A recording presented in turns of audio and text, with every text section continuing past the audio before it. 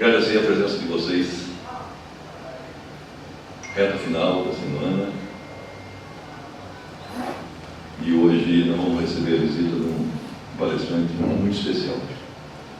Mas antes desse palestrante, antes de Leia e Paulo, nós precisamos fazer a nossa prece de abertura. Roberto, por favor.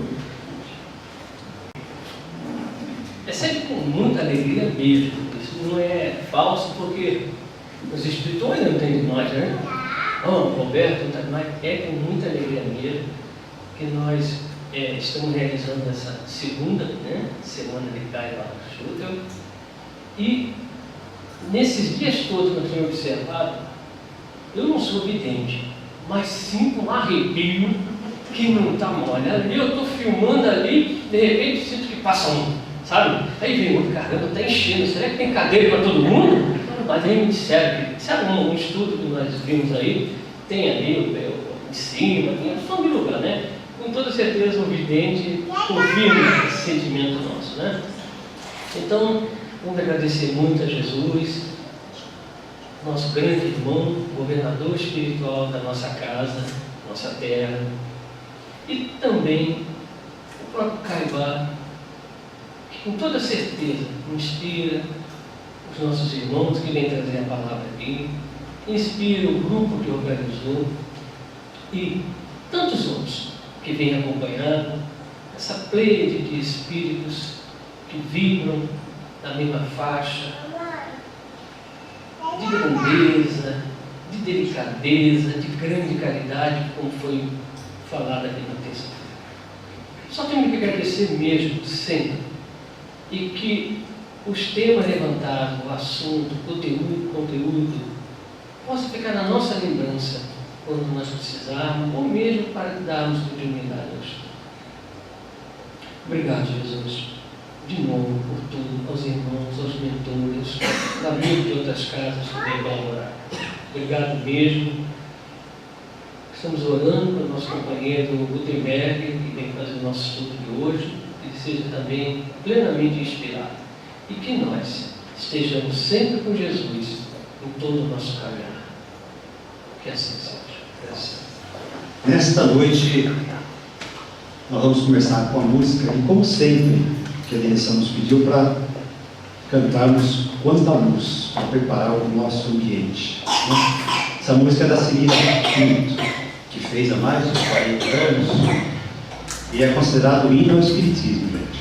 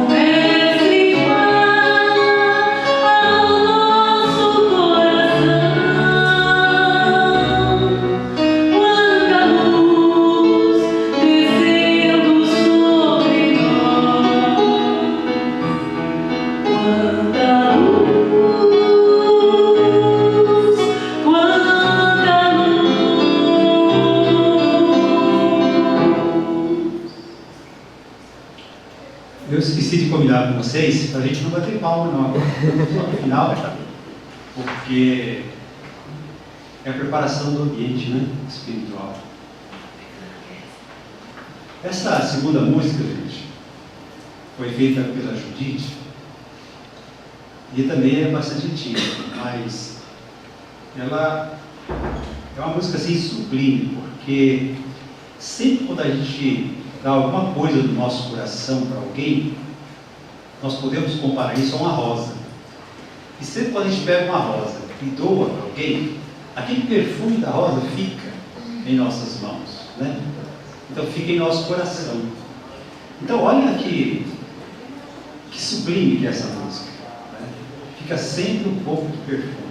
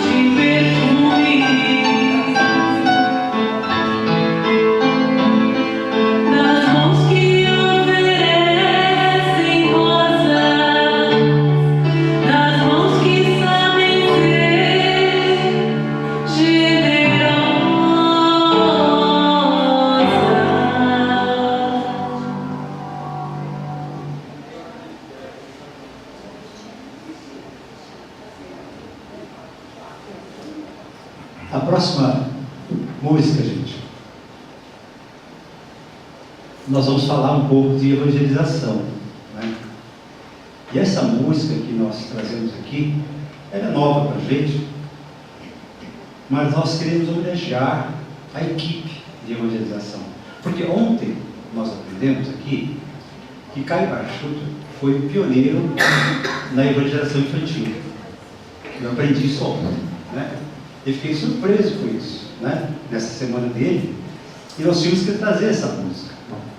E homenagear a nossa equipe, né? E ali o nosso amigo, Flávio e toda a equipe dele. Como ele disse para a Branches, era acho que 11, né, Flávio? 13? Quase 14. Quase 14, né, gente? Evangelizadores. Então, já só aconteceu? A gente está sempre contratando. Sempre contratando. Então, os evangelizadores, nós vamos homenageá-los, porém, todos nós somos, né? E, segundo a semana do Caibar, todos nós devemos ser evangelizadores. Né? Essa música é do Carlinhos Conceição, lá do grupo Copacabana Beach, do Rio de Janeiro. A folha de pagamento está aumentando, você não sabe, né, Lívia? Já são 14. Parabéns aos evangelizadores do Jacó, que é um trabalho realmente muito lindo, porque é de pequeno que se educa. Não foi isso que nós entendemos ontem? Então, parabéns. Essa homenagem é para os evangelizadores da casa e para todos que evangelizam de alguma forma, não só no centro espírita, fora também. E essa música traz umas palavras assim muito interessantes. Por exemplo, kardecizar onde puder. Cristificar, linkar com a luz. Você viu que coisa bonita.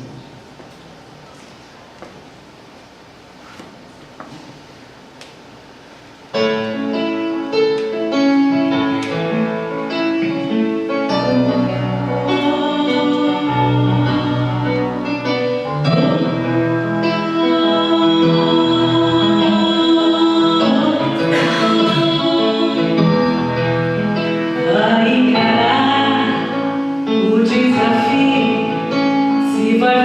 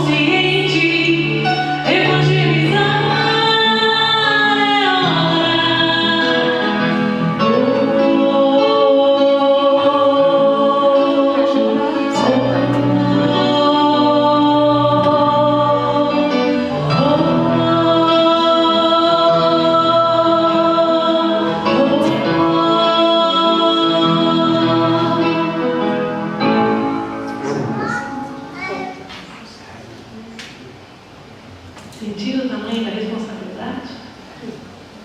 Não vamos perder tempo. E o convite fica aí, né? O Centro Espírita Amor e Verdade de Jacó começou em março, né? O trabalho de evangelização, que tomou depois de muitos anos sem oferecidos. E já tem uma turminha boa, né? O negócio aqui é bonito, porque evangeliza as crianças lá, os pais aqui, ao mesmo tempo, e depois ainda tem aula de música. As crianças aqui aprendem. Então, parabéns à equipe de evangelização, ao Flávio, ao Márcio, a todos que colaboram, me ajudam, a Eliane, né? A Adriana também. Parabéns. Essa é uma homenagem singela a vocês. Continue assim. Gente, nós vamos tocar essa música agora, ela chama Maria, essa música. E assim, o autor dela é o João Cabeça, aqui de Cruzeiro. Nós não conhecíamos, foi um amigo nosso que indicou. E essa semana, essa música veio cair nas nossas mãos. Nós estamos ensaiando ainda, mas nós estamos, né, com vontade de tocar essa música aqui, mesmo sem muito ensaio, né? Porque ela fala de mãe, essa música, né? Quando fala de mãe, nós aprendemos aqui também na segunda-feira, com a Abrantes, que Maria, o amor de mãe, é o único que consegue ir até as zonas do Vale dos Suicidas e resgatar esses espíritos. Né? E Jesus deu essa incumbência a Maria, né? Que ela cuida de uma colônia, né? Então eu fiquei pensando, se a gente fizesse uma pesquisa, gente, quando desencarnarmos, né? E lá fomos recebidos pelos espíritos, né? Depende de nós, como nós vamos divulgar aqui, né, e trabalhar no Espiritismo, quem é que nós gostaríamos que nos recebesse? A nossa mãe. Talvez 99% das respostas seria isso, a nossa mãezinha, né? Então, essa homenagem a todas as nossas mães que estão, né, aqui, encarnadas ou desencarnadas, a mãe do Caio Barchuto, a mãe do Chico, né? Mãe, de todas as mães.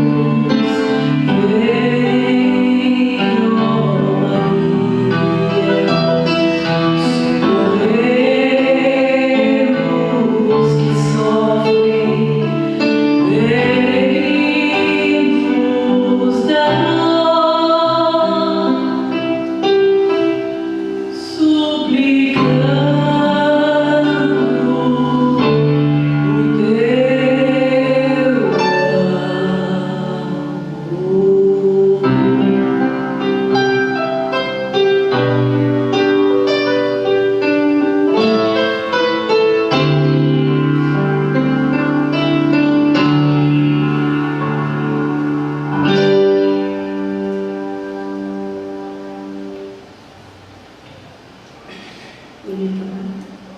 João Caré, de Cruzeiro, Paraíba, e nós os conhecemos.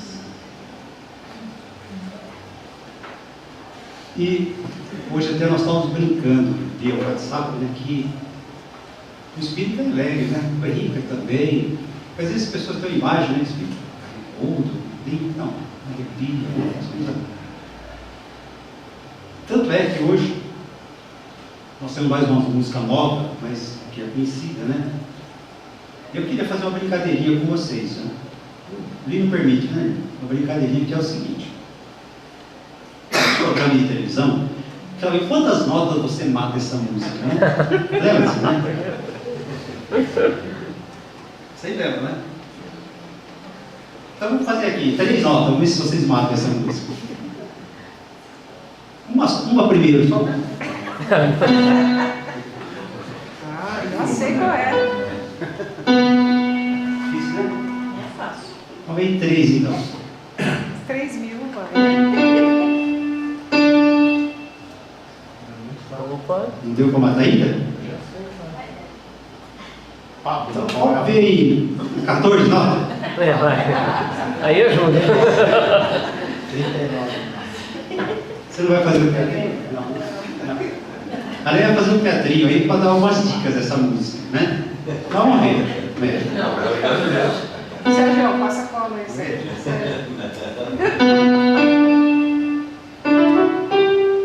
Alguém conhece?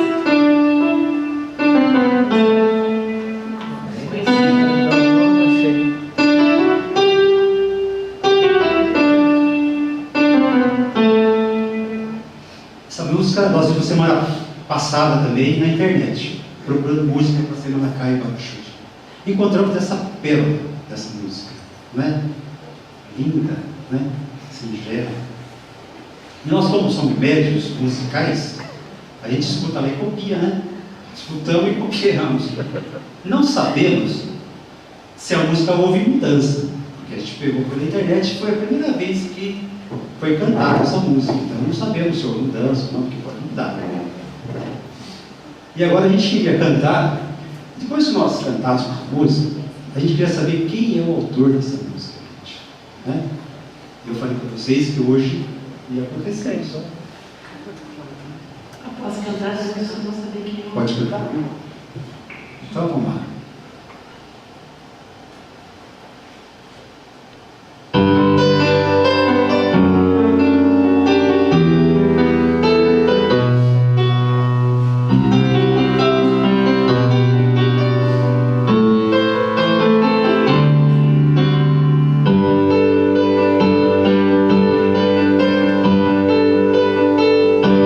Um raio de luz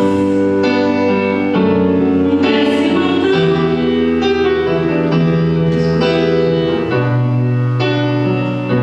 espalhar o amor dos pobres e humildes.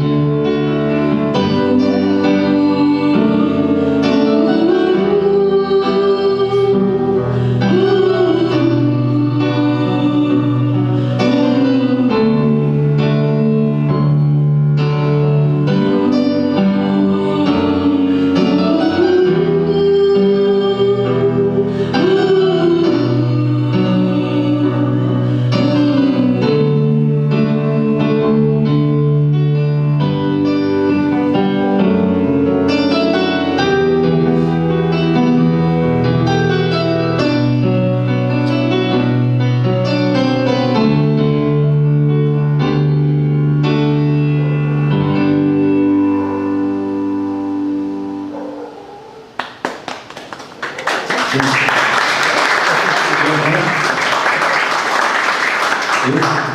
vou... Musicista, escritor, o que mais falta? Falta você vir aqui. É uma alegria muito grande estar aqui, nesta cidade, foi recebido por amigos muito queridos. Nós queremos rogar a Jesus que nos abençoe essa oportunidade de estudarmos um tema tão relevante. A vida deste bandeirante do Espiritismo, deste grande homem que trouxe muita luz ao planeta. Temos estudado ultimamente a vida de grandes homens, como Francisco de Assis, Dr. Bezerra, e vez ou outra temos sido convidados a tratar de temáticas relacionadas a esses grandes homens. E estudar a vida, a obra de Caibá Schutter, é algo realmente surpreendente, porque, sem nenhuma dúvida, nós estamos diante de um dos companheiros da Pleiade responsável por trazer à Terra o Consolador prometido. Nós sabemos que a equipe era muito grande, alguns desbravadores reencarnaram com o propósito de lançar esse projeto ao infinito, de levar luz a todo o planeta. E Caibá Schutter, sem dúvida, é uma grande alma. Não sei o que aconteceu aqui. Tem um vídeo que posso dar uma olhadinha?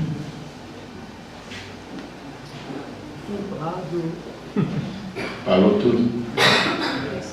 Mas nós estamos conversando. Esse computador, de vez em quando, ele é assim, meio sistemático, né? Ele fica emocionado tanto quanto eu. Fiquei tão surpreso ao chegar aqui, encontrar um amigo lá de Resende, né? De muitas datas, de longas datas atrás. O filho dele era um garotão lá da Comércio, hoje já é um homem adulto, né? Está com 25 foi anos. amigo das minhas filhas, e é muito bacana. E encontrar Marcos de Mário também, que moramos no mesmo estado, mas a gente só se encontra nos eventos, né? Esse grande companheiro divulgador da doutrina.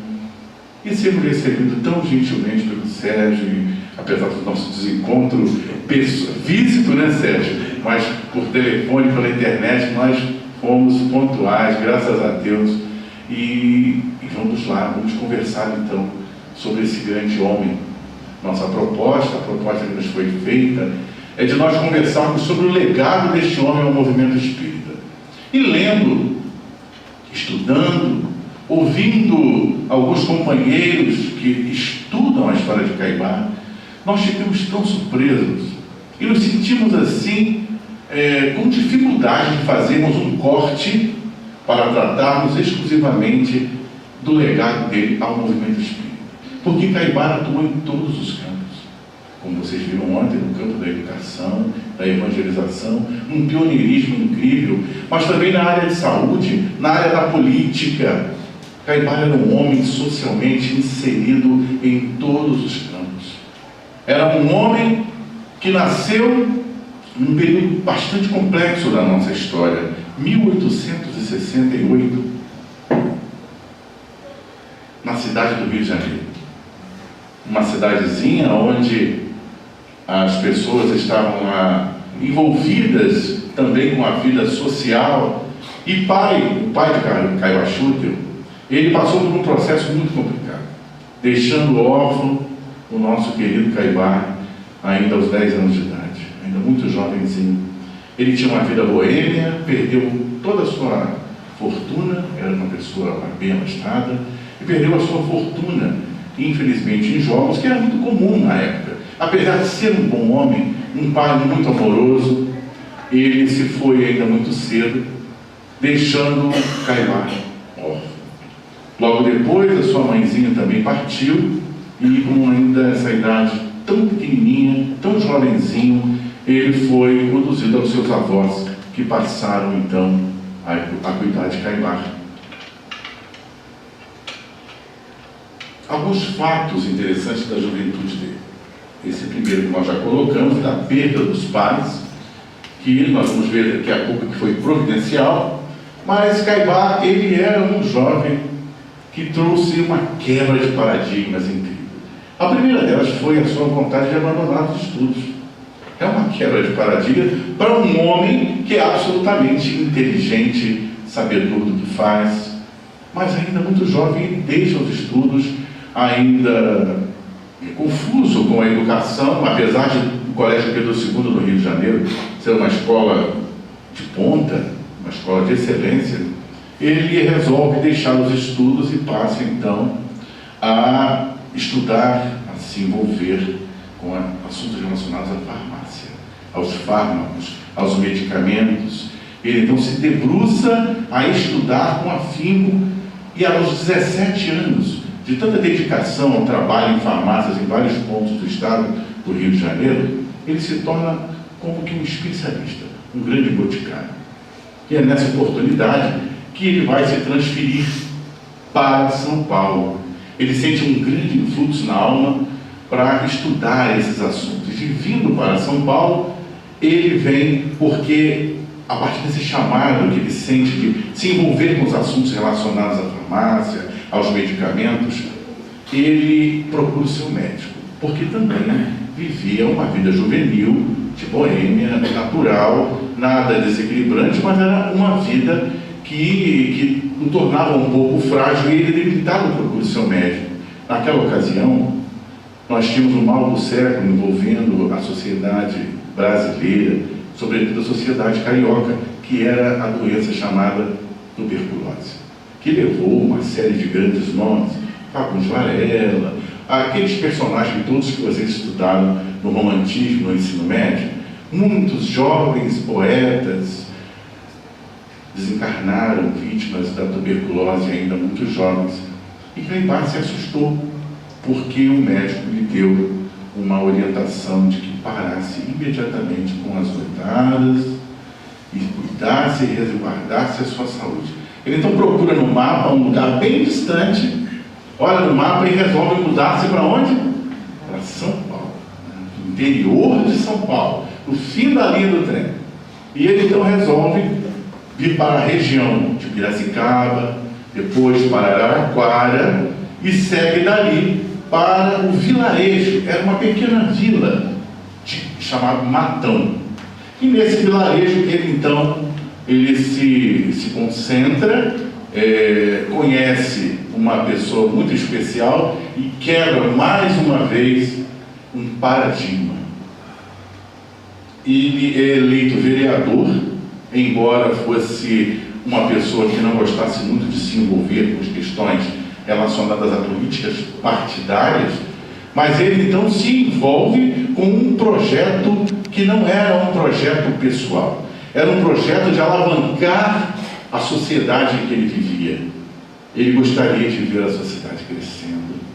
E então ele se elege vereador e logo em seguida ele se torna o intendente da cidade de Matão, que surgia.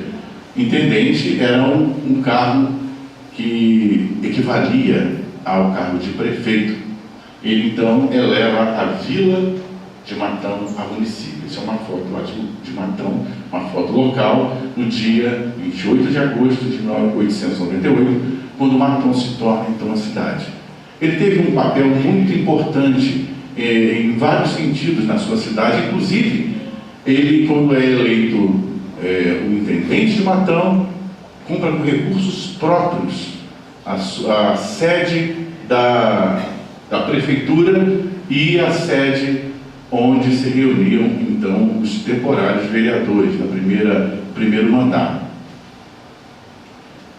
Nós vamos então ver agora um outro episódio bastante curioso na vida de Cleibart, que também rompe barreiras e quebra paradigmas. Naquela época, hoje não, mas naquela época, quando uma jovem era abandonada pelo namorado, era algo muito complexo. Vocês devem se lembrar das novelas de época. Eu estou vendo aqui que o mais velho de nós aqui deve estar assim com a minha idade de 35 anos. Então vocês vão se recordar muito bem disso. Mas nas novelas das 6, que passam na televisão, a gente já ouviu falar de como eram essas coisas. As mocinhas, apaixonadas, às vezes eram ludibriadas pelos rapazes. E quando isso acontecia, a família se revoltava. e colocava para fora de casa a moça. Caibar quebra um paradigma e conhece a Dona Mariquinha. A Dona Mariquinha, que é essa linda jovem que está aqui, Dona Maria Elvira da Silva Schutel, a Dona Mariquinha. Ele então começa a se relacionar com a Dona Mariquinha e, quando se torna espírita, um pouquinho mais à frente, ele conclui o seu laço amoroso casando-se com a Dona Mariquinha, que tinha sido abandonada pelo namorado. Então ele vem quebrando uma série de paradigmas e daqui a pouco nós vamos linkar toda essa transformação, todas essas oportunidades que Caibar aproveitou de quebra de paradigmas. Um deles no próprio campo da política, porque depois de eleito vereador e prefeito de sua cidade, ele resolve abandonar a política. Ele disse que o papel dele já estava cumprido, a sua missão de político parava por ali, porque ele tinha que envergar um novo papel, que muitos não entendem. Os espíritos missionários, os grandes iluminados, eles têm uma compreensão mesmo diferente dessa coisa, dessa relação com a vida. O que nós buscamos na vida, às vezes, é muito imediato. É o nosso sucesso mais ligeiro, a nossa formação, a nossa valoração enquanto profissional. Caibar tinha uma visão muito alargada. Certamente por isso, por essa luz que o envolvia, é que ele pôde atuar em tantas áreas de maneiras tão diversas e tão profundas. Então eles se casam em agosto de 1905, quebrando o paradigma. O primeiro contato de Caibar com a doutrina espírita foi muito interessante, porque desde que os seus pais desencarnaram, ele não havia encontrado respostas plausíveis para as questões que ocupavam a sua mente. Por que meu pai é um homem tão bom? Minha mãe, por que eles desencarnaram? A mãe de Caibar desencarnou de febre puerperal, depois de ter o seu irmãozinho, que também morreu aos 4 anos de idade.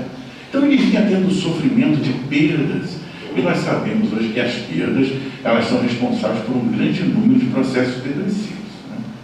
E ainda assim ele se manteve firme, mas sempre questionando aos párocos, porque ele era um menino católico, questionando as autoridades católicas o porquê de a vida ter levado os seus pais a deixado o órfão ainda tão jovem, e as respostas não eram plausíveis. Ele não concordava, ele achava que devia ter uma resposta melhor para os seus questionamentos. E lá em Matão, ele encontrou o seu Manuel Calixto, que já era um estudioso da doutrina espírita, um dos poucos, porque, como eu disse, era um pequeno vilarejo que foi crescendo, ainda uma população muito pequena, e lá ele encontrou o seu Manuel Calixto, que apresentou a ele as teorias espíritas. E como Caibar não era nada teórico, qual foi a postura dele? Resolveu experimentar esse fenômeno, criando reuniões de práticas, de fenômenos, onde ele pôde comprovar através da tictologia e de uma série de fenômenos, onde ele experimentou a veracidade dos ensinamentos espíritas. Não era um homem de teorias. E ele, comprovando isso, tomou uma atitude muito importante. A primeira providência dele foi a mesma que a gente fez com dentro do Espiritismo, não foi? Sim ou não? Sim.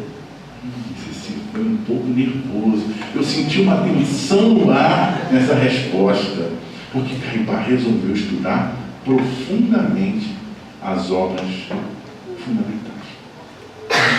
Vejam que o texto é obras fundamentais. Esse conceito de obras básicas, eu creio também que a gente precisa dar essa mudada nesse paradigma. Não são só básicas e depois elas se desdobram, não. Elas são fundamentais.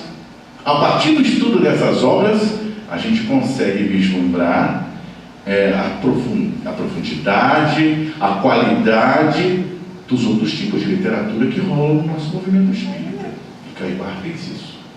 Quando ele percebeu que o fenômeno era real, que aquilo não era uma brincadeira, não era brincadeira dos copos, e que aquelas novidades que vinham da Europa, que chegavam ao Brasil, eram sérias, e que homens sérios estavam pesquisando, estudando aqueles fenômenos, ele resolveu se debruçar nas obras fundamentais.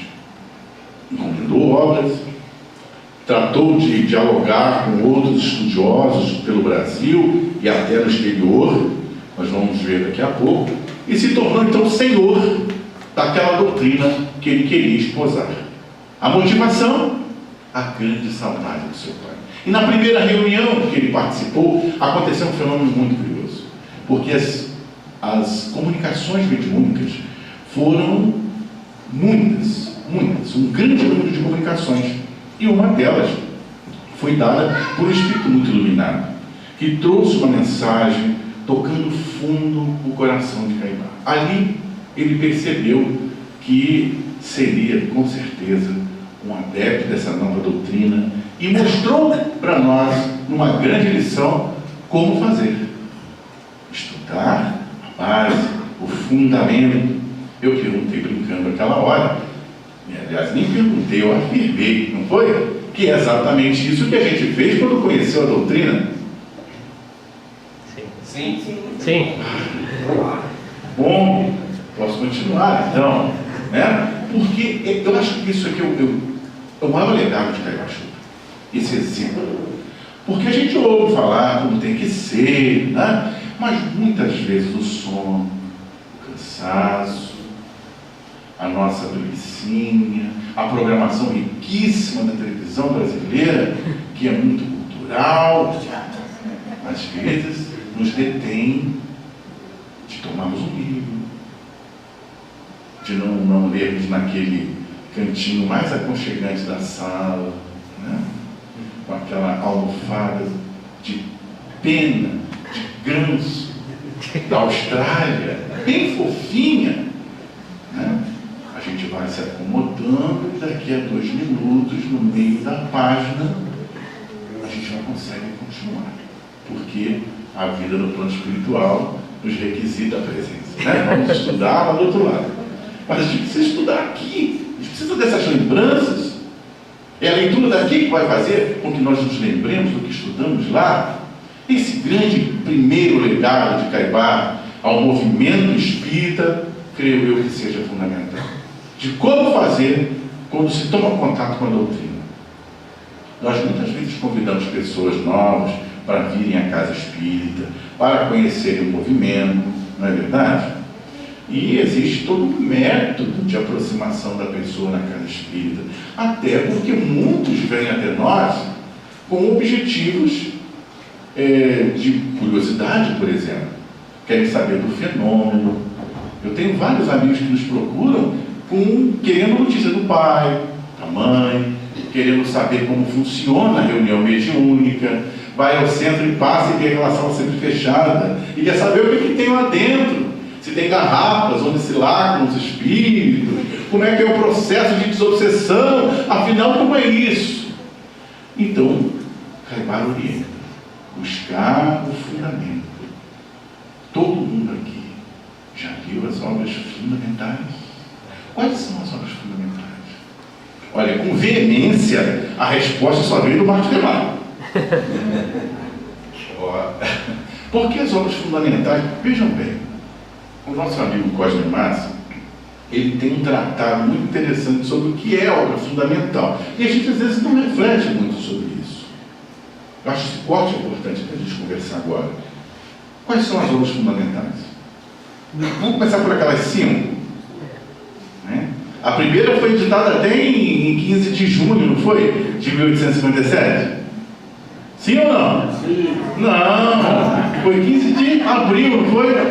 Não, foi quando? 17. 18, 19? 18. 18, muito bem.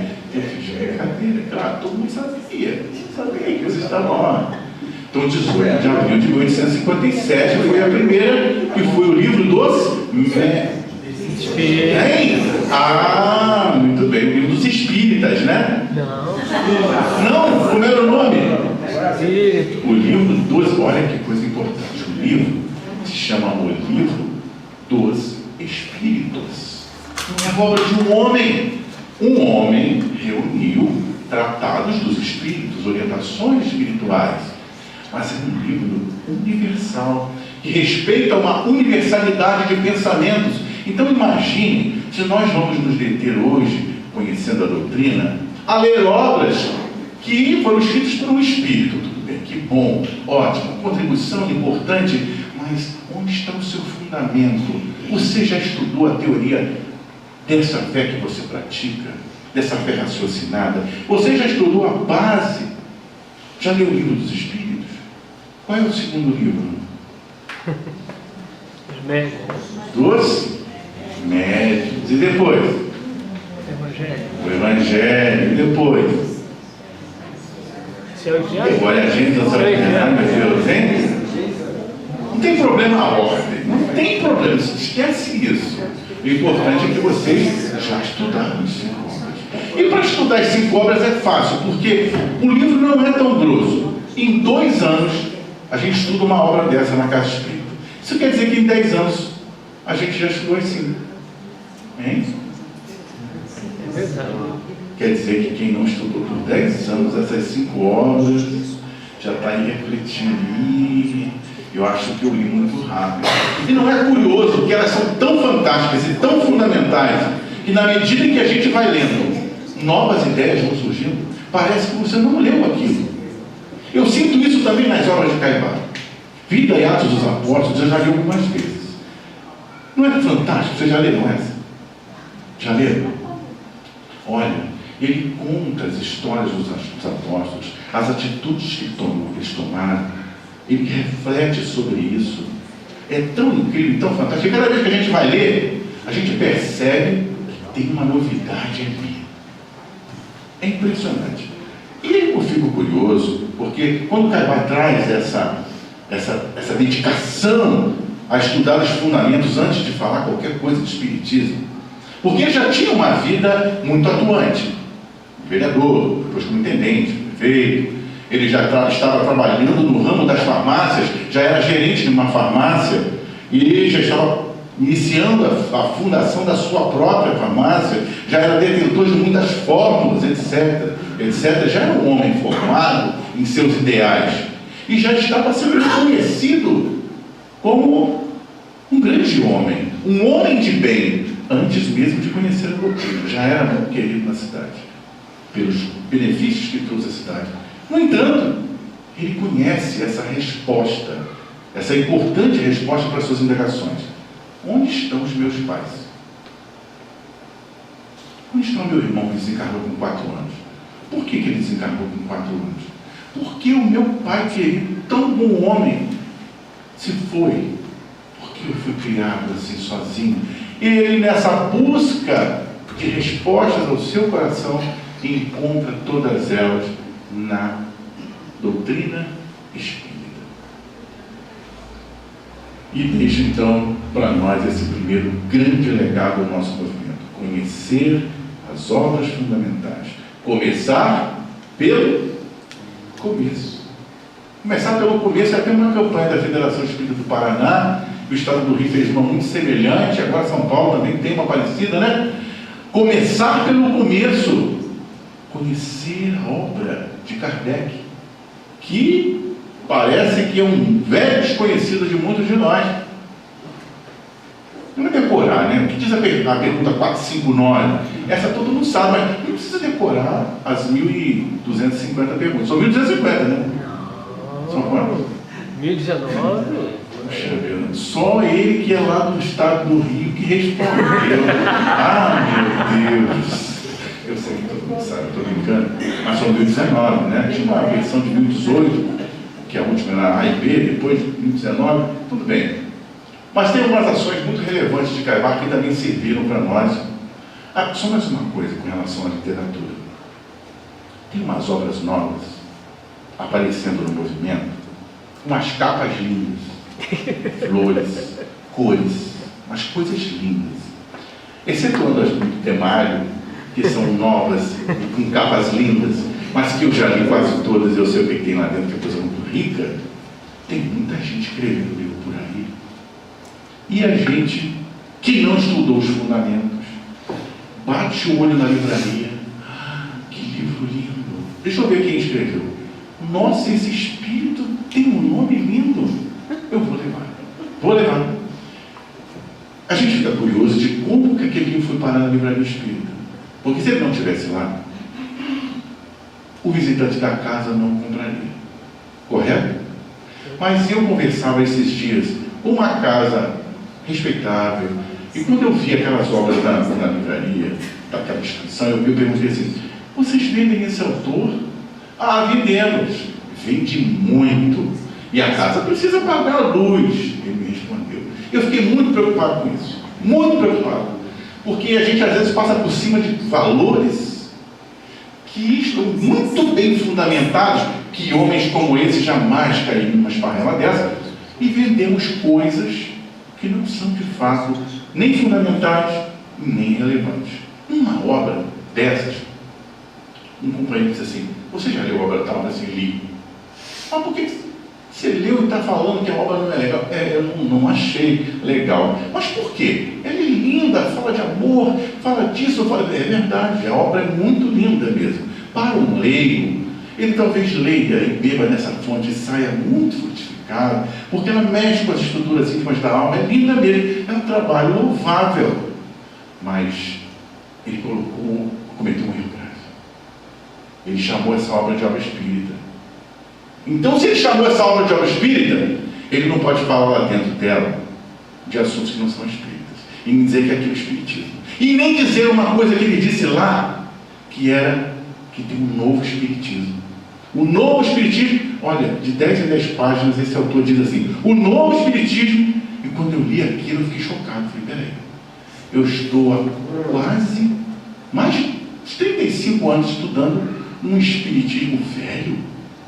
Isso está ultrapassado. Opa, então essa obra aqui é que está equivocada, porque não tem espiritismo velho. Kardec não está ultrapassado, está? Sim ou não? Aí eu falei isso, nem tinha perguntado primeiro se Kardec estava ultrapassado, né? Kardec está ultrapassado? Não. Olha, falou igual. Se Caibá Chuta tivesse aqui, tinha respondido no tom que ela respondeu, bem firme, porque Caibá era assim, né? Não está ultrapassado, pronto. Então não tem espiritismo novo. Percebe que nas entrelinhas dessas obras bonitinhas, alguns conceitos vão passando e a gente vai deixando fluir. Então atentemos para isso. Primeiro, se a gente fizer isso que o Caibá fez, estudar o fundamento, podem trazer qualquer livro para a gente, que quando chegar a gente vai saber se está correto ou não. Não é? É ou não é? Se você aprendeu o alfabeto, a ligar as letras, a montar palavras, a separar sílabas, você está pronto para construir uma frase. É o fundamento. Não é assim que a escola faz para a gente? Ensina os números, depois ensina você somar um com o outro, e você tem uma expressão a partir do fundamento, que são os numerais. A nossa base fundamental é conhecer Kardec. E Cosme Massa fala que, além dessas 5 que a gente citou, nós temos aí uma coletânea. A Revista Espírita é a história da doutrina espírita. São as discussões de Kardec, os debates incríveis que ele faz. Nós temos o que é o Espiritismo, a coletânea de preces, mais o quê? Viagem Espírita de 1862. Tem um monte de livros aí que compõem essa base fundamental. Aí, a gente não leu quase nada disso e quer comparar os livros de capa bonita. Então, sigamos Caibá. Eu botei uma foto, me perdoe, tá? Mas é que eu fui lá e eu chorei ali naquele portão. É muito lindo esse que bateu, né? Eu estava até meio gordinho nessa época. Muito bem, então ali vocês viram a Casa Espírita Amantes da Pobreza, na sede do Clarim, né? Aqui o Clarim, fundado em 1904, antes do casamento de Caibá, né? Que casou em 1905. Ele funda o jornal Clarim, que hoje conta com tiragem de aproximadamente 10 mil exemplares. No período da época de finados, as casas espíritas, os estados, solicitavam tantas cópias do Clarim, que teve uma época que chegou a fazer 40 mil cópias. Vocês imaginaram aonde chega essa notícia? Onde ia o Clarim e onde ia também, aqui eu botei uma foto do cemitério, onde a Caibá e a equipe estavam distribuindo jornais e mensagens. Fantástico o trabalho que ele fazia. Lá em Valença, na minha cidade de origem, até hoje, a partir de Caibá, até hoje se distribui mensagem no cemitério. E realmente chega numa hora, né, em que a gente está muito abalado, querendo respostas, como o próprio Caibá estava, sem as ter. Naquele momento em que você está chorando num túmulo, sem saber se o espírito, se a pessoa está ali, se não está, se está sofrendo, se está em outra dimensão, e você não sabe nem o que está fazendo ali, que é o que muitas pessoas fazem, vão ao cemitério, orar, e não deviam, porque o espírito não está ali. E não estando, se você ora ali, pode ser que você o atraia, e ele tenha reflexões daquele momento da desencarnação. Então essa proposta da distribuição, aqui se faz isso, distribuir mensagem no cemitério, ou não? Alguns grupos, né? Parece que houve alguma proibição em algumas cidades, por questões de meio ambiente, muita gente pegava a mensagem e jogava fora, né? E eu acho que deve ter sido uma motivação mais religiosa do que ambiental, mas eu ouvi dizer esses dias de uma amiga lá de Nova Iguaçu que parece que o prefeito lá proibiu a distribuição. Mas não tem problema, lá em Valência ainda não proibiram não. Está distribuindo lá a mensagem e consolando muita gente. Seu cemitério de Matão. E a revista que atravessou o planeta, né? A Revista Internacional de Espiritismo, foi fundada em 3 de fevereiro de 1925. Aqui uma foto da máquina de Caibá, né? Essa revista foi uma edição dedicada especialmente a ele. Em sua farmácia raramente se cobrava. Ele tinha as fórmulas, comprava a matéria-prima e ele produzia os remédios que dava os remédios, né? Incrível. Ele mantinha na casa dele 6 cômodos só para acolher pacientes. Os pacientes mais pobrezinhos ele tratava dentro de casa. E ele tinha uma ambulância. Vocês sabiam disso? Mas sabe como é que era a ambulância do Caibá Chuí? De boi, carro de boi. Era um carrinho de boi. E sabe quem puxava o carro de boi? O Caibá. Era ele que transportava os pacientes no carro de boi. Quando ele estava um paciente mal, tinha que levar no posto. Ele mesmo que levava. Não é, gente, quando alguém passa mal na tua casa, você chama a ambulância, um táxi, o vizinho passou mal, o cara botava no carro de boi. Eles narram, né, os historiadores, que ele era bem preparado, assim, afofadinho, para não machucar, e um pessoal para levar para lá e para cá. Ele também tinha um sítio que ele adquiriu. Vejam quanta coisa esse homem fez. Para cultivar hortaliças e legumes para tratar dos seus pacientes com o que tinha de melhor na hora. Não é incrível? Hein? Vamos fazer uma coisa dessa? Vamos fazer um hortinho em casa, gente? Vamos? O que vocês acham? Uns tomatinhos sem agrotóxico, hein? Aí quando alguém fica dodói em casa, a gente faz aquela sopinha. Vocês acham? Dá trabalho, né? Mas esse homem encontrava tempo para fazer tudo isso. E sabiam que lá, antes da editora Clarim, a revista espírita, ele tinha que atravessar um grande trecho de estrada para poder coordenar a edição mensal da Revista Internacional de Espiritismo? Sabe onde ela era impressa? No início? Quem sabe? Araraquara. Olha, tem um historiador que fala que ele vinha a Taubaté para fazer a Revista Espírita, a Revista Internacional de Espiritismo. Bom, mas ele devia vir de avião, alguém devia pegar ele, levar para o IPS, né? Era assim? A gente fica com vergonha quando a gente vem de carro pela Dutra, né, com pista dupla, ar-condicionado, ouvindo palestra espírita, abraçado com a esposa. O cara devia vir, meus amigos, de cavalo ou de charrete, não é? Porque o trenzinho chegou em Araraquara bem depois. E ele fazia isso todo mês, ele tinha que coordenar a edição da revista. Depois do Araraquara, depois para o Clarim, né? Eles adquiriram um maquinário mais especial. Então, uma quebra de paradigmas tão fantástica que a gente fala assim: vou fazer palestra lá em São José dos Campos. O colega falou isso lá em Valência. Falei assim: quinta-feira, lá em São José dos Campos, falando palestra. São José dos Campos? Quase 5 horas de estrada. Ué, ali. Não, ali é muito longe. É muito longe. A gente fica pensando nesses luminares. Fica lembrando de Paulo de Tarso, que atravessava o deserto, aquelas cidades todas, para pregar o Evangelho. E graças a ele, nós estamos hoje somos conhecedores do cristianismo, de bandeirantes assim, de homens guerreiros, de Leopoldo Machado, lá da minha terra de Nova Iguaçu, onde eu estou trabalhando agora no movimento e residindo. Leopoldo Machado atravessou o Brasil inteiro fundando federativos, fundando instituições. De que eles iam? Como que eles faziam? Mala de rodinha? Será que tinha? Gente, já pensaram nisso? Tênis fofinho? Tinha! Ar-condicionado, primeira classe? Tinha isso. De que esses homens falam? Como esses homens atravessavam o Brasil?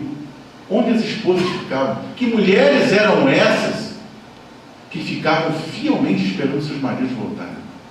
Ou que iam juntas? Algumas iam juntas. Gente, são desbravadores. São homens que quebraram paradigmas. E hoje a gente vê, a gente se sente motivado.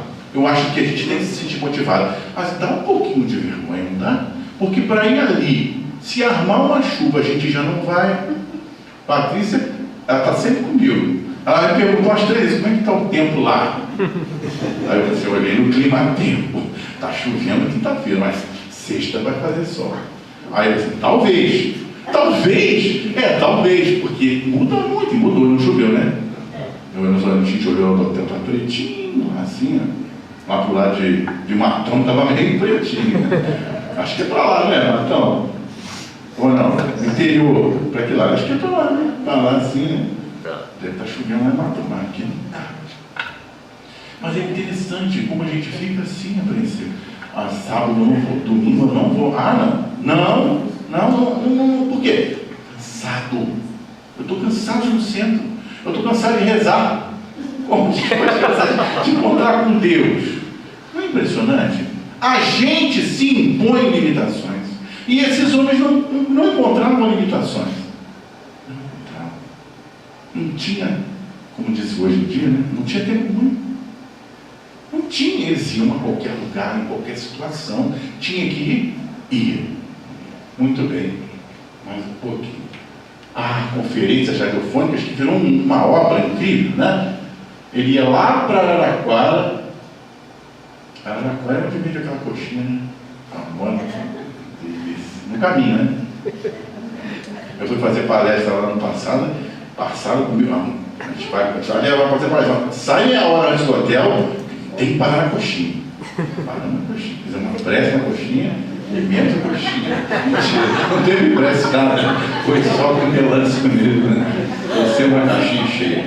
Mas então, essas conferências, ele ia a Araraquara e fazia conferências em mais um projeto pioneiro. Sabe por que pioneiro?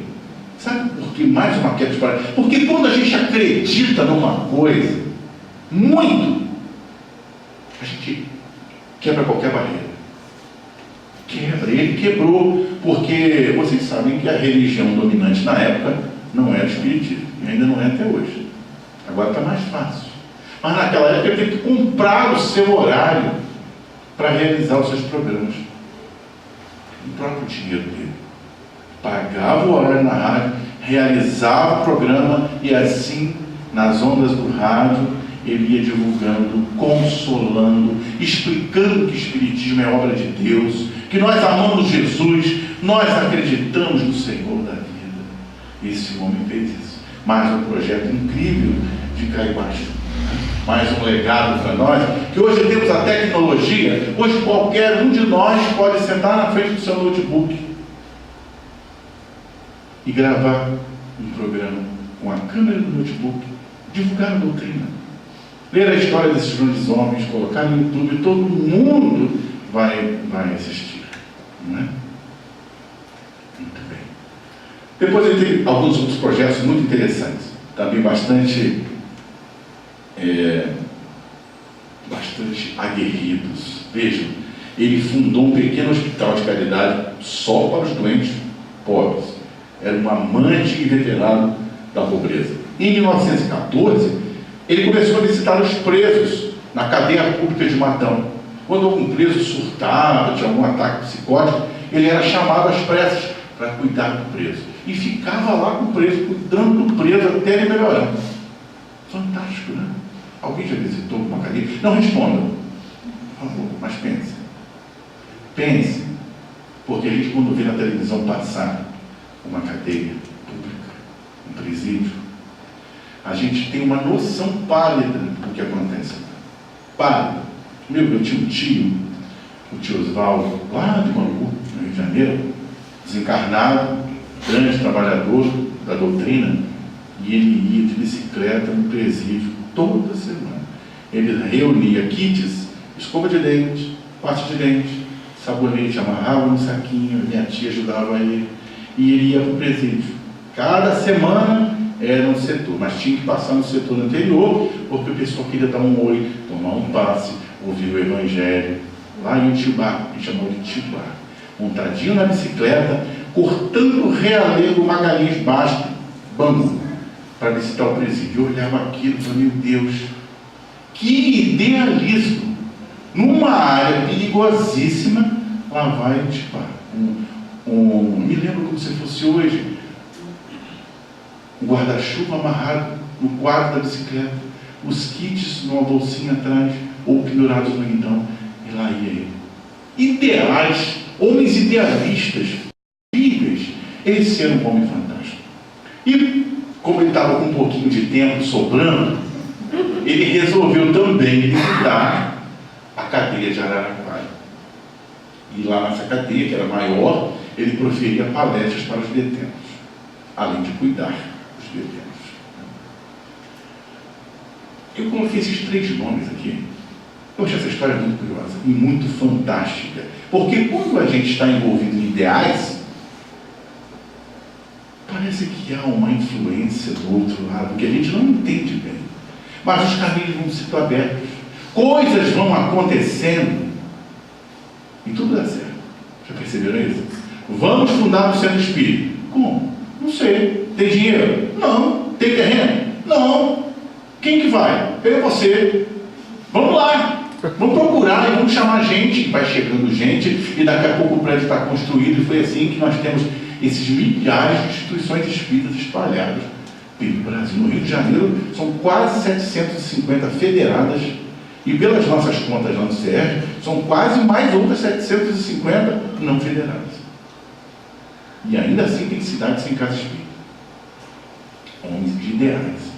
Porque quando a gente está envolvido numa proposta do bem, quem está ajudando a gente? Jesus? Jesus, meu Deus.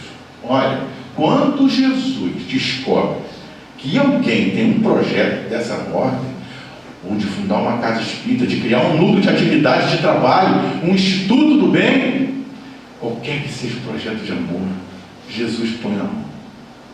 Jesus reúne os seus mensageiros e diz, vai lá, vai e ajuda, vai porque você não vai estar sozinho.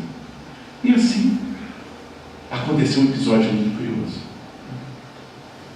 Uma lei estava circulando naquela época com um objetivo muito sagaz. Uma religião dominante, incomodada com uma outra religião que nascia e com respostas para tudo, resolveu procurar então um apoio político para que essa religião fosse debelada. Isso não aconteceu só em Matão, só em Araraquara, aconteceu no Brasil inteiro. E isso era uma lei federal que fecharia todas as instituições espíritas. Já ouviram falar nessa lei? Ela foi capitaneada por Getúlio Vargas. Todas as instituições espíritas seriam fechadas. Muito bem. Vai orando, os espíritas orando, as casas trabalhando, tudo acontecendo e aquela dúvida no ar. Quando a lei for promulgada, o que vai acontecer? Vamos ter que parar tudo. Ia ser o fim da divulgação do espiritismo no nosso país. Muito bem. Mas a Revista Internacional de Espiritismo já estava circulando pelo mundo todo. Eram milhares de exemplares. Quem é que tomou nas mãos um dos exemplares e conheceu o trabalho fantástico de Caibá Schutel aqui no Brasil, no vilarejo, se não me engano o nome era Boa Esperança das Palmeiras de Matão, um nome assim, bem curioso. Virou Marcão só no final. Quem é que leu a Revista Internacional de Espiritismo? Quem é que descobriu quem era o tal do Caibachudo? Aquele homenzinho que estava lá em Matão fazendo uma arruaça, levando o bem, a caridade, divulgando a doutrina. Um dos mais eminentes pesquisadores e cientistas da Europa. Quem? Ernesto Bozano. Numa nota. Pim! Ernesto Bozano. O nosso grande Bozano. Bozano, é a semana Caibachudo. Muitos outros devem contar essa história em outras versões. É muito interessante esse projeto. Cada um conta de um jeito. No final, a gente tem uma história riquíssima dele. Mas o Ernesto Bozano, vendo o trabalho de Caibá no Brasil, manda um cartão postal parabenizando Caibá por aquele trabalho. Mas, vejam, ele não sabia se o cartão ia chegar, porque o correio era falho, o cartão era longe. Ele manda um segundo como cópia. E Caibá recebe no Brasil, sente-se muito honrado com os dois cartões idênticos e descobre, já sabia, que Getúlio Vargas era um grande admirador dos trabalhos de Bozano, cientista italiano. O que ele faz? Faz uma carta em defesa das instituições, mostrando que o trabalho espírita é um trabalho sério cristão, e manda com a cópia do cartão de Bozano para Getúlio. Então, Caibachudo é o responsável, naquela época, por debelar essa proposta de fechamento das instituições espíritas. É um homem que não pode sair da nossa memória. Temos que trazer isso no coração, fazer poesia para ele, cantar para ele, fazer semana espírita para ele e agradecer todo dia por esse grande exemplo que foi.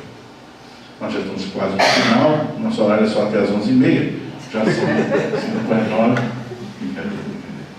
Intolerância religiosa não foi só essa questão. Ele enfrentou isso, não foi só por carta, com Getúlio e Bozano. Ele enfrentava isso diariamente na sua cidade.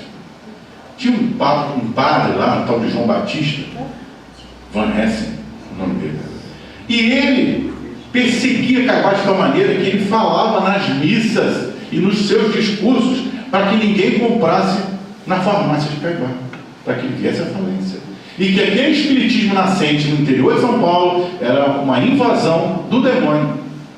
E falava deliberadamente isso. E Caibá debatia. Eu acho curioso isso, porque hoje nós temos assim um medo, às vezes, de debater, de falar do que a gente acredita.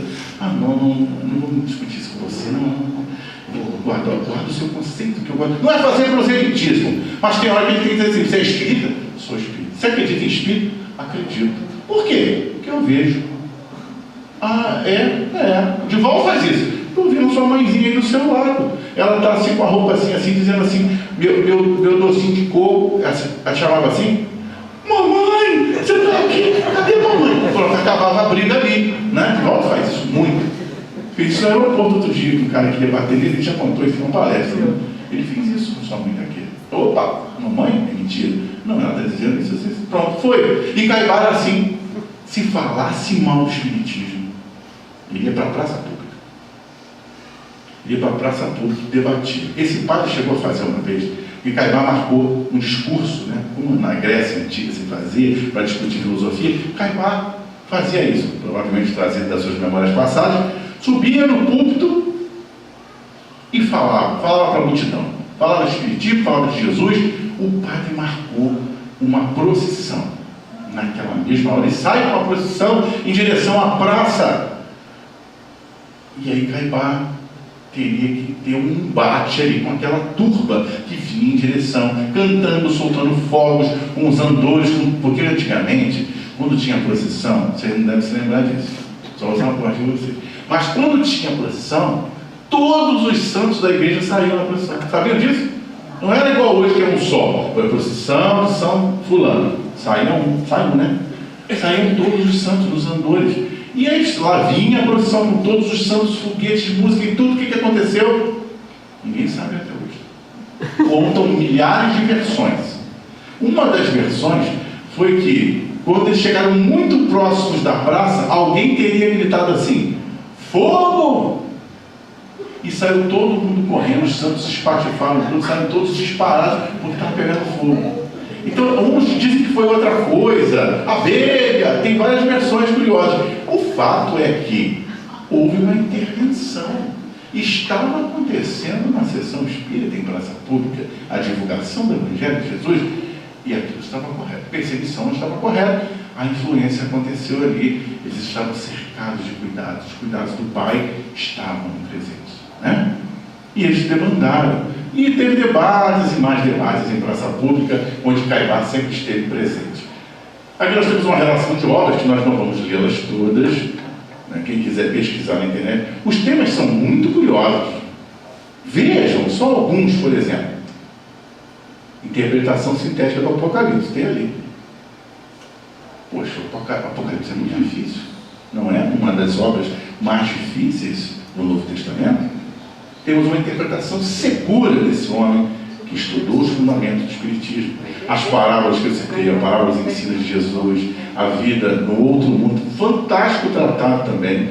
E essa aqui, que é uma das que eu mais amo, que é a vida em Atos dos Apóstolos. Mas ele também discutiu o batismo, né? Discutiu a questão da mediunidade, os médios. O que é ser médium? É só ser medianeiro? Como é ser médium? Você pode ser um bom médium? Quem é médium? Todo mundo aqui é médium? Só um? Sim ou não? Sim. Mas também fraquinho, hein? Teve gente que ficou assim. Sabe por que teve gente que ficou assim? Deve ter vindo naquela questão que fala assim: ó, médium só é aquele que sente num grau qualquer a influência desse espírito. Então pode ser, aí continuou Kardec, raros são aqueles que não têm nenhum tipo de sensibilidade mediúnica. Então eles são raros, eles existem, correto?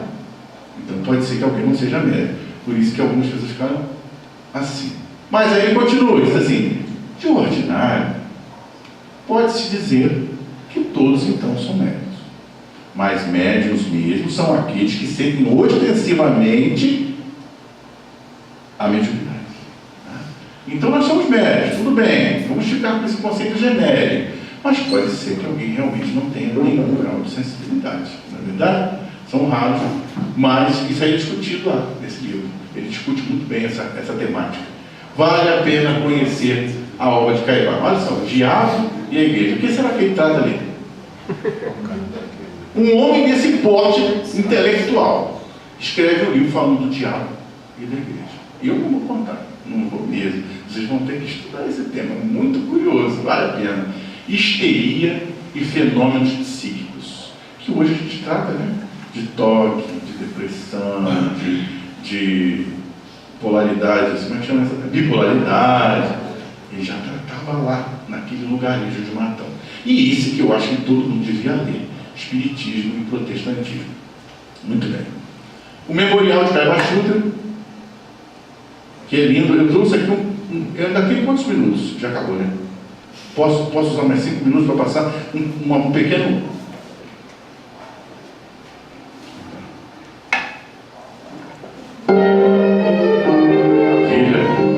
Vários objetos, né, os materiais da vida dele, e a ideia não é idolatrá-lo, né? E isso é a primeira coisa que a gente quer mostrar: o que ele pensa sobre olhar para as coisas dele, pensar nele.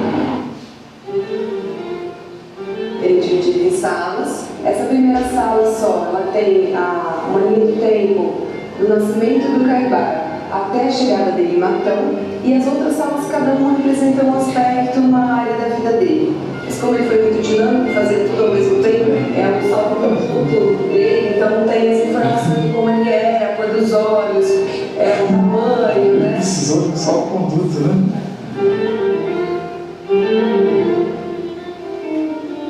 Todo mundo aí já foi lá? Conhecer?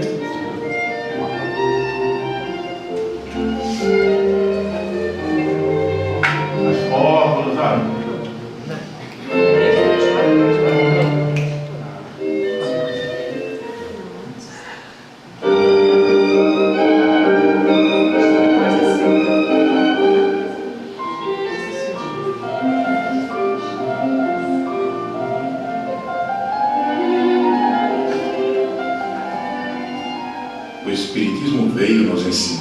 meios para adquirirmos a felicidade. Expusemos-lo em suas linhas gerais, numa síntese imortalista. Cabe aos ouvintes melhor estudar os seus postulados e, se possível, melhor do que nós, cultivarem essa árvore bendita que os nossos maiores chamam de vida, para terem a vida eterna.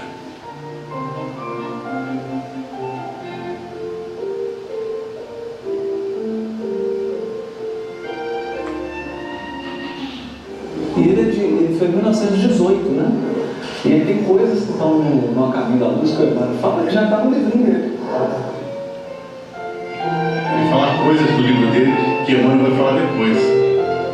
Bacana, hein? Sejam quais forem nossas crenças, seja qual for nossa posição social, sentimos a necessidade de nos conhecer intimamente e de saber as leis que regem nossa existência. Caibá Schutter, em O Espírito do Cristianismo.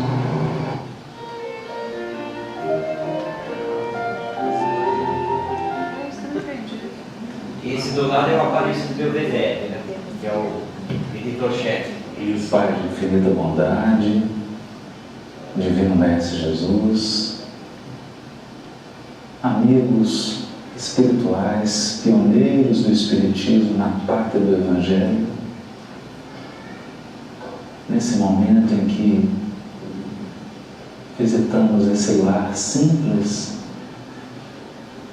de onde jorraram e jorram tantas luzes, na pátria do Cruzeiro, nós te agradecemos todas as oportunidades que agora repousam em nossas mãos, todos os recursos que a providência divina multiplicou em nosso caminho, e voltamos, Pai, os nossos olhos para esses pioneiros que com tão pouco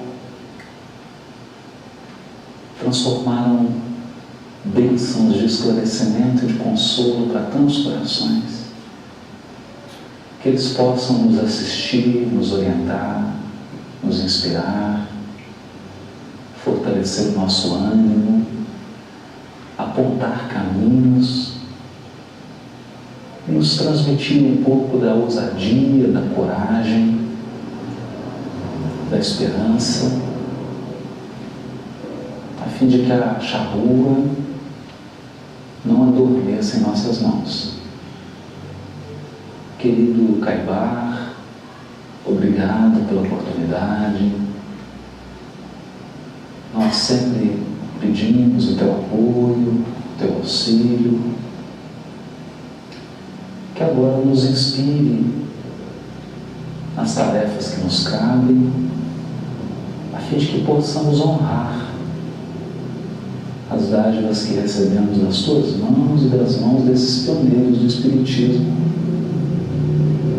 levando adiante a divulgação da doutrina, primeiro nas nossas vidas, mas também utilizando todos os recursos da moderna tecnologia, como fizestes no início do século passado. Roga Jesus por nós, nos dê amparo espiritual e protege todos os que guardam a tua memória, que a tua memória é a inspiração para todos nós. Muito obrigado, que assim seja, Senhor. Eu deixei rolar essa prece porque Haroldo Dutra Dias, todos conhecem, é um dos maiores nomes de que se tem notícias hoje no movimento, no campo da divulgação doutrinária. E ele faz essa prece de uma forma tão sentida, com uma reverência a Caibá, que eu me emocionei quando ouvi as palavras do Haroldo. Nós temos um respeito muito grande pelo trabalho que o Haroldo Dutra vem fazendo, de divulgação, de aprofundamento nas coisas do Cristo e do Evangelho, sobretudo a obra de Emmanuel, que é uma bênção para todos nós, e ele faz essa prece sentida e reverente a Caibá. Nós queremos encerrar o nosso encontro nosso bate-papo dessa noite, antes agradecendo a Deus pela oportunidade, agradecendo a vocês pela confiança, pelo carinho, né? Foi um grande prazer atravessar o estado do Rio para vir estar com vocês aqui, sobretudo para estudar a obra de Caibá. São muitas vertentes, são muitas informações, e nós nos atrapalhamos de tanta informação que é. Não dá para separar este ou aquele fato, e aqui a mente está fervilhando de tanta coisa que a gente leu dele, de tanta informação que a gente teria para passar a respeito de Caibachuba. Mas eu acho que o gostoso dessa Semana Espírita vai ser, na sexta-feira, a gente sair com uma mala cheia de informações e com a certeza de que a gente não estudou nem 1% da vida desse grande homem. Um dos seus, o nosso último recado a respeito de Caibá é mais um legado que nós vemos que ele deixa para o movimento espírita, e nós vamos comentar, porque praticamente também é uma prece, é um vídeo de 2 minutos, que é uma fala de uma eminente expositora espírita, a doutora Ivênia. Conhece a doutora Ivênia Prado? Ela vai falar sobre uma das defesas que também Caibá faz, que é a defesa da vida, que é olhar para todos os seres do planeta como seres unidos, enlaçados no mesmo amor de Deus, inclusive os animais. Então nós vamos encerrar esse nosso encontro agradecendo mais uma vez a vocês, deixando essa frase de Caibá. Ele se comunicou no dia da sua desencarnação, na noite, na sua casa espírita, através do médium Urbano Assis, e deixou numa conversa muito serena e segura de quem sabia que tinha vivido plenamente, uma frase, e solicitou que fosse colocada na sua própria lápide: vivi, vivo e viverei, porque sou imortal. Que todos nós guardemos essa ideia da imortalidade. Segue então o vídeo da nossa querida Ivênia Prado.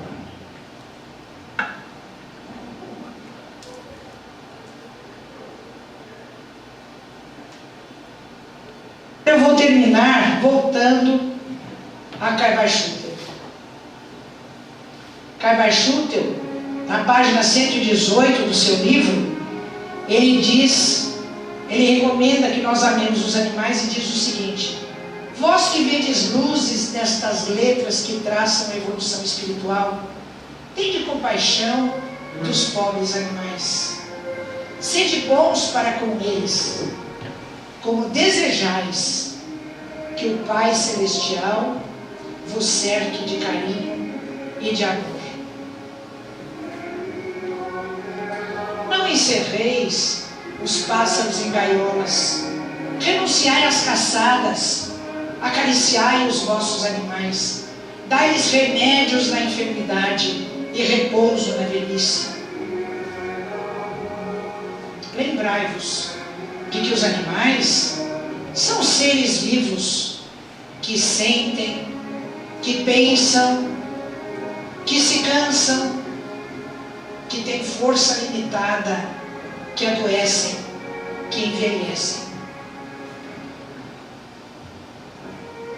Os animais são vossos companheiros de existência terrestre. Como vós, eles vieram progredir, estudar, aprender. Sede seus anjos tutelares. Sede benevolentes para com eles, como é benevolente para com todos o nosso Pai que está nos céus. Jesus, que nasceu num estábulo entre os animais,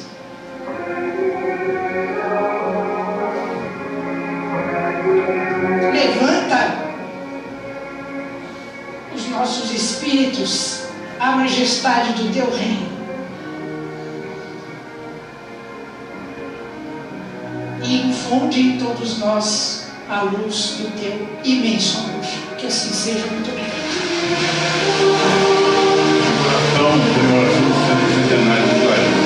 Obrigado, Jesus. Obrigado, Caibá. Obrigado a vocês.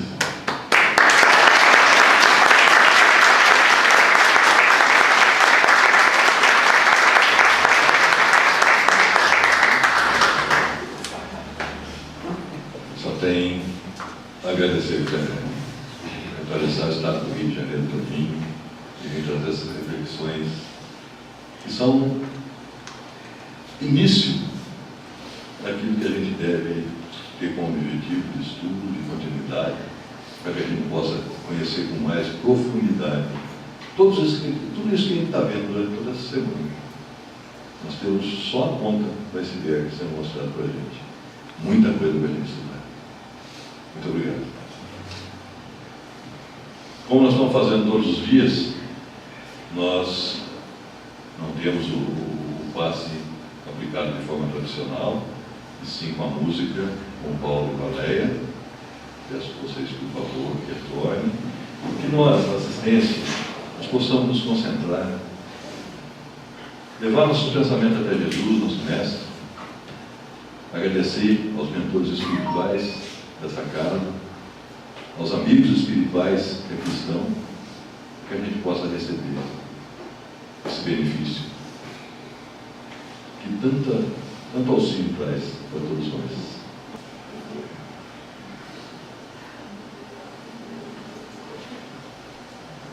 Então, que neste momento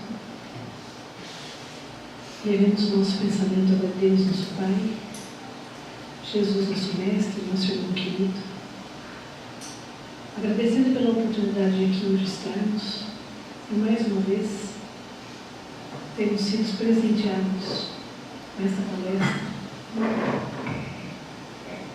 tão carinhosamente proferida pelo nosso irmão Gutenberg. Que fique em nossos corações, em nosso pensamento, o legado de Caibar. Que nos esforcemos para que nenhum empecilho nos impeça de crescer e ter a sua acessibilidade numa casa espírita, de sermos trabalhadores, de ajudarmos o nosso próximo, assim como fez Caibar.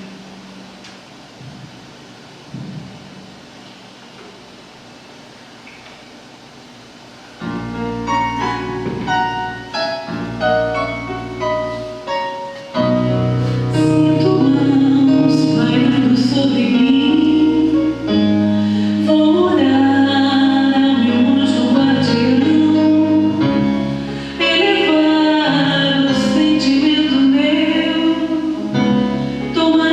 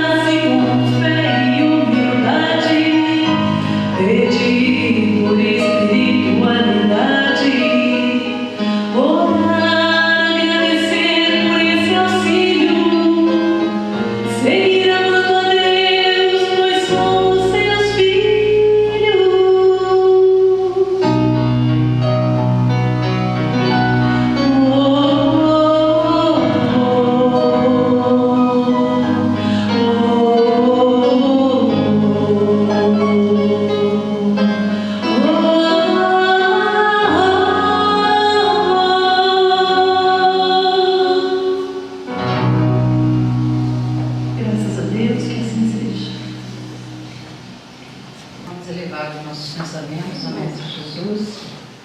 E como não poderia deixar de ser, nós vamos ler uma prece do livro de Caibar, de Preces Espíritas.